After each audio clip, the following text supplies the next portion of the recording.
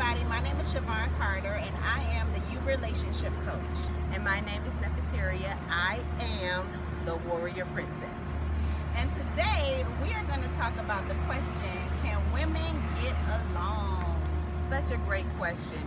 And the bottom line up front is yes, women can get along, but you know what? It takes work and it takes maturity and it takes us moving from whatever negative view that we have of relationships with women now to move into a healthier view. It takes work. That's the bottom line. Yeah, absolutely.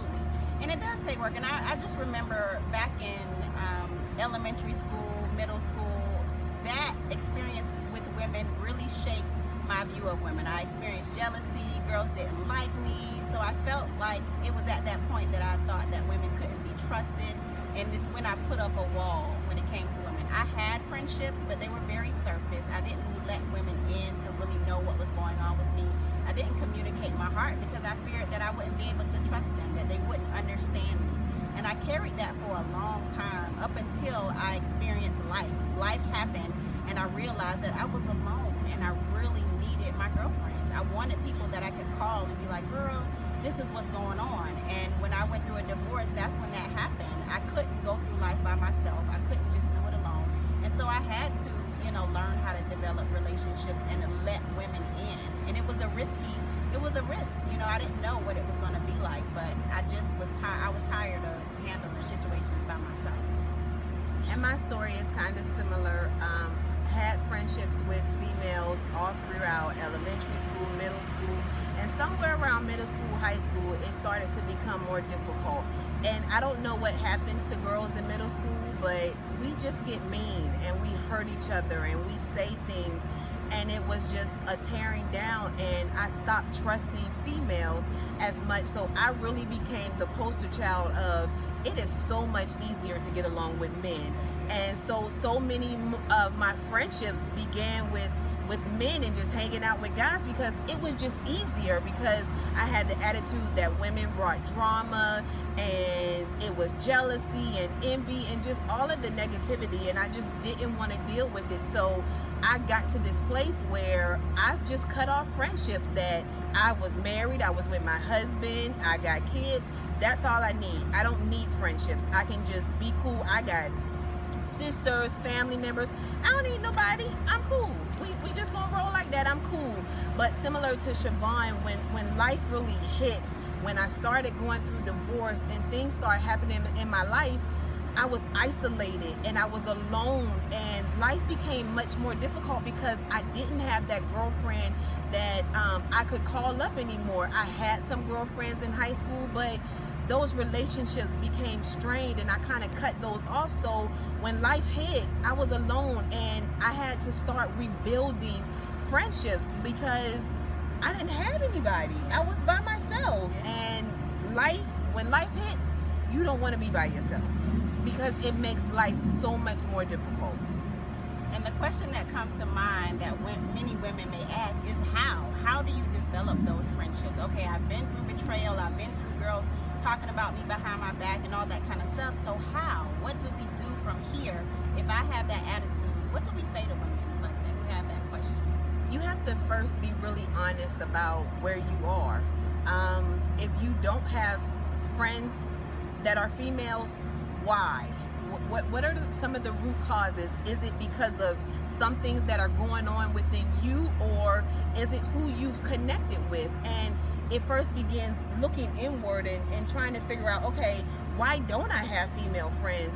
What's really going within me? Have I created walls and just put up boundaries so that I'm not connecting with people, or what's really going on? Yeah, and that's something that I had to do for myself. Nephateria and I are really good friends, but it wasn't an overnight process. I had to, one, realize that I had trust issues. I had to realize that I had rejection issues, and that I would create stories in my mind as to why it wasn't okay for me to reach out to her when I needed her.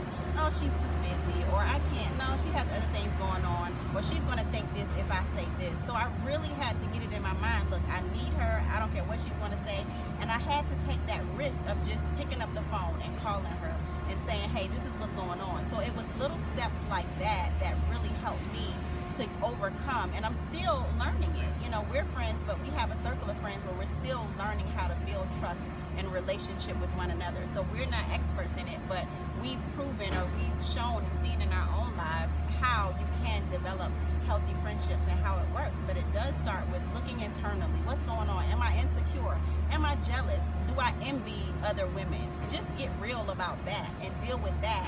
And then, you know, from there, it's just being honest and acknowledging this is something that I deal with, and just let me try something different. Because you're going to have to try something different. You can do it the same way, but how is that really working? So for me, it was just really, okay, I want to try something different and just see what happens, you know. And it was just those little steps like that, having conversations, and then us sharing with each other. She shared her stuff. I saw that her consistency, I could trust her with information that didn't get out. So it's just really taking those steps and observing different women. Like, you know, I see how she is, and on a consistent basis, she seems to be a really cool woman who I can trust and talk to. Sometimes you may get it right, sometimes you won't, but you know, what's there to lose? If you're already isolated, already dealing with stuff by yourself, what's there to lose? And for me, I had to learn to be a friend again. Like, I've been working on becoming the kind of friend that I want to attract into my life. So I've been working to build trust with her. I've been working to be open and honest and transparent. And I believe that when we become the kind of friend that we want to attract, we will attract those people to us. So it really was me being honest that I need other people. I need other women in my life to make it, to just deal with life. So I want to become the kind of women that I want to attract in my life. And the more that I worked on myself, the more that I began attracting those type of women in my life. And I have built a circle of great friends that have great characteristics, but it took work. Absolutely. Yeah, absolutely. So it's not going to be an overnight thing. It's going to take work, but just try it. Step outside of the box, step outside of your comfort zone, and just think about what the benefits of it. We have sisterhood, we have connection, we travel together, we have a great time just enjoying each other. We are part of each other's lives. We go to family, you know, functions or whatever with each other. It's so much benefit in having girlfriends that you can talk to, and it outweighs the risk and the discomfort of really learning how to develop it. So, can women get along? Absolutely. Yes. Absolutely.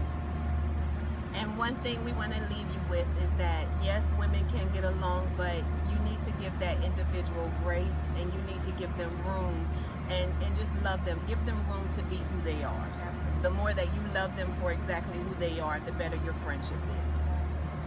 Absolutely. So that's all I got. Yeah, okay. All right, so until next time, we thank you for tuning in, and stay tuned for the next episode of Conversations with Shavon and Neph.